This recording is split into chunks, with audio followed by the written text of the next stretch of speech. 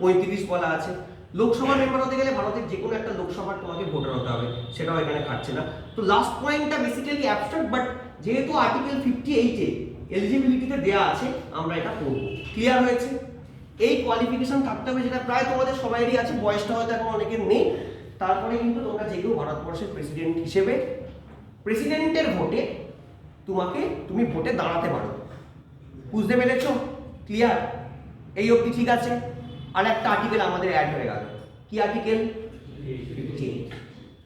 Next তোমাদের যেটা ঠিক আছে, article 56, terms of the office প্রেসিডেন্টের 5 বছর।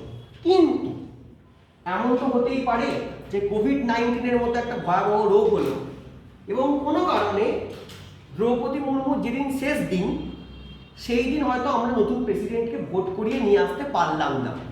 কারণ হয় না, অনেক সময় কোনো কারণে হয়তো পিছিয়ে গেল। তাহলে যতদিন অবধি নতুন প্রেসিডেন্ট না আসছে অফিসে, ততদিন অবধি এই প্রেসিডেন্ট কন্টিনিউ।